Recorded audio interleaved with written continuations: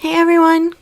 Welcome to part 2 of my How to Draw a Cupcake series. So in this video, I'm just going to show you how I drew the cake part of the cupcake and then the wrapper for the cupcake. If you missed my original drawing about how to draw the frosting, I'll have a card pop up so you can check that out. For the cake part, I used the colors sand, canary yellow, jasmine, white, and pumpkin orange for some of the shadows underneath the frosting. So to start out with, I did basic shading with the sand color. I wanted to use this color to get the different shadows and highlights. I just used this color to kind of block in where I wanted everything to go.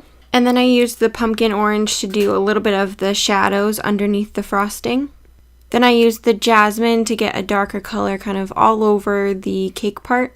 I didn't put quite as much of this color in the one spot that was going to be a little bit more highlighted.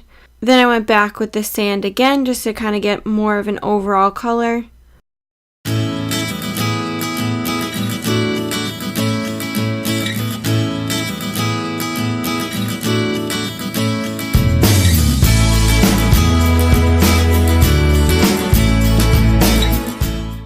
At this point, it wasn't quite yellow enough, and this was going to be a true yellow cake, so I wanted to make sure that it looked yellow instead of tan. So then I used the canary yellow to give it more of an actual yellow tone to it.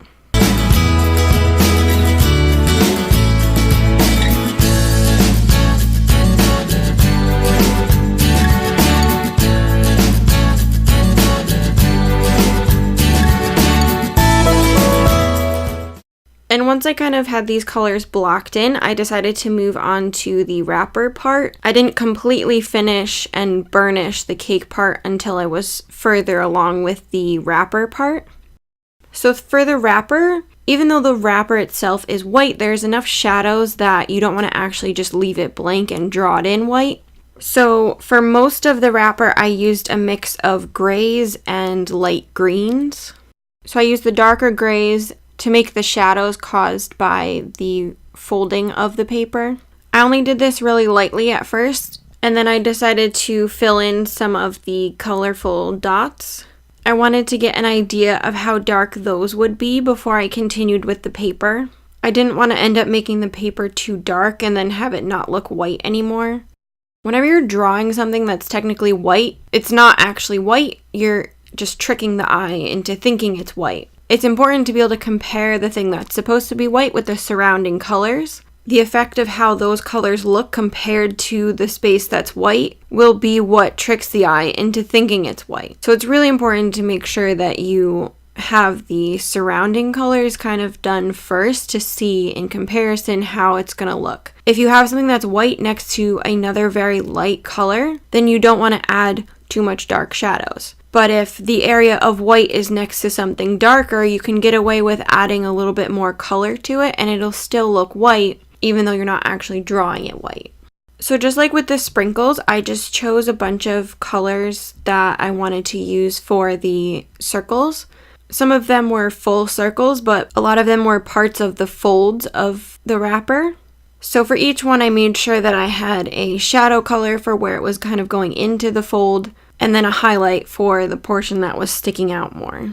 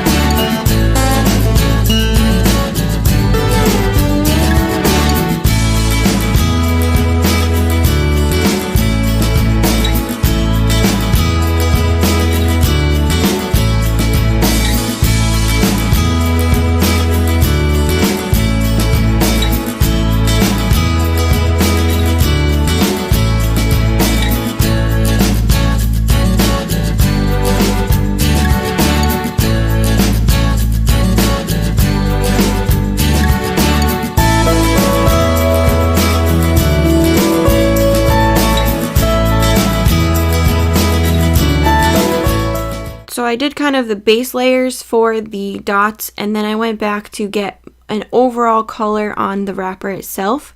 For this overall color, I used the gray green light. This was a good color because it's just slightly tinted and it gives you that greenish tint that Photoshop was telling me that the wrapper had without giving too much color. So I used that color to put an overall color down just where the wrapper was going to be. And then I went back again with my grays. I used mostly the cool grays because, again, it kind of had a greenish, bluish tint, so I didn't want to use the warm grays. The warm grays sometimes tint it a little bit more brown, and that wasn't really the color that I wanted. The hardest part of this was getting the dark shadows without making it too dark. For this, I really just kept going back and forth between my reference photo. When you have kind of folds like this, whether it's a wrapper or even if it was clothes, what you want to do is have towards the crease, have it be the darkest, and then gradually fade out the shading. That way you go from dark to light and it really looks like a fold. If you were doing a wrapper that was a different color, not white, it would be a lot easier to get the folded look because you don't have to worry about going too dark and making it not look white anymore. But pretty much no matter what color you're using, you want to still have the creased area be the darkest and have it gradually have the shading come outwards from that so that it looks like a fold and not like separate parts.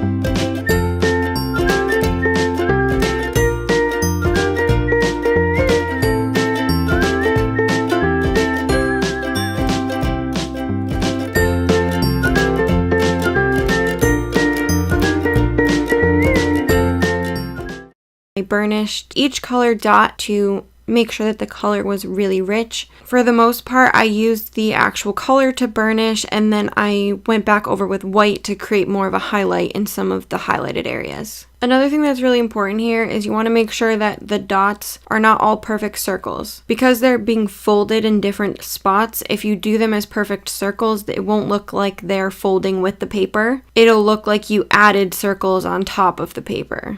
So you just want to make sure you're following the fold in each area and make sure that the dots look like they're part of the paper and not on top of the paper.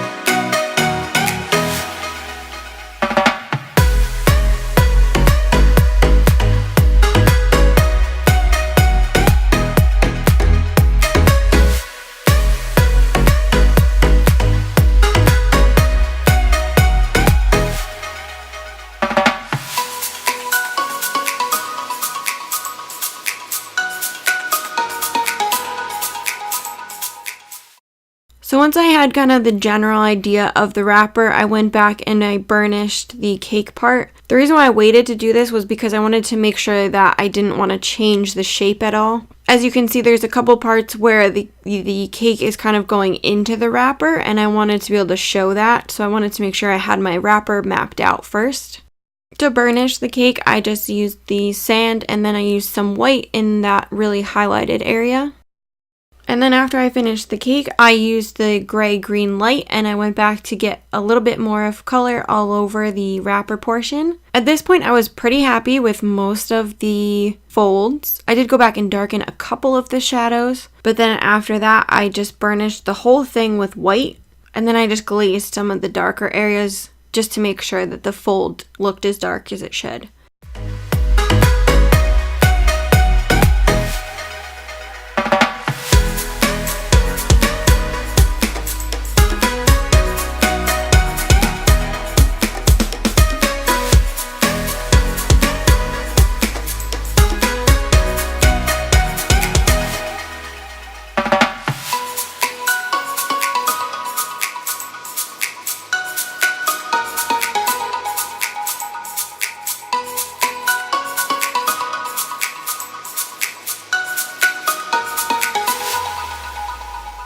So that's it for this cupcake tutorial. I hope you found it helpful. If you have any questions, put them in the comment section and I'll answer them as soon as I can. If you have any suggestions for other types of cupcakes or sweets that you want me to draw, go ahead and put those in the comments too, and I'll try to get to them as soon as I can. If you liked this video, please give it a thumbs up and don't forget to subscribe for future tutorials. Bye guys!